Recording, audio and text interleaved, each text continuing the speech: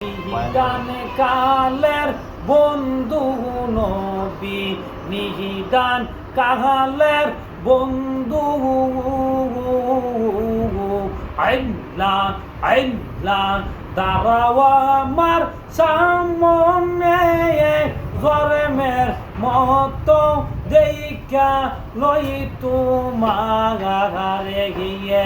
আল্লাহ আল্লাহ নবী তোমায় যে চিনেছে সে তো ফরস মনি গো নবী, সে তো ফরস মনি।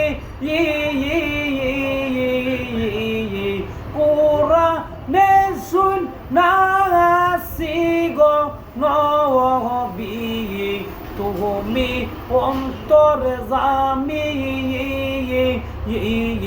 মাশাআল্লাহ আল্লাহ আল্লাহ আল্লাহ তোমার লাইগা বানায়াছে আমার আল্লাহ কাদির গোনি গো নবী, দয়াল নবী তুমি গুণময়ী।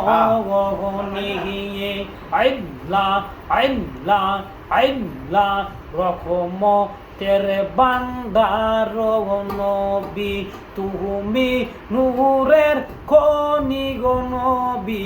আমার বাবারা, আমার বন্ধুরা, একটা জবানও বন্ধ রাখবেন না। কাল হাসুরের দিন আমাদেরকে কি অস্তিত্ব রাখবো না? না, কাল হাসুরের দিন আমাদেরকে কঠিন শাস্তি দিব। অনেকজনে বলবো, ও তুফাজ্জল হোসেন তাহিরি তুমি কোন কথা বলো? একটা কথা চিন্তা করে দেখেন, আমি হাত দিয়া গুনাহ করছি, এ গুনাহটা আল্লাহ মাফ করবনি। আমি এ ফাউ দিয়া গুনাহ করছি, এ গুনাহটা আল্লাহ মাফ করবনি। আরেকজনের জায়গাত গিয়ে চুরি করছি, এ চুরির গুনাহটা মাফ করবনি।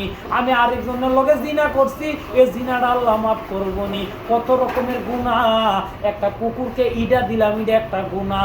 বাজানো গুনাহগুলো দেখা যায় না? দেখা যায় গুনাহগুলো দেখা যায় না? গুনাহগুলো দেখা যায় না।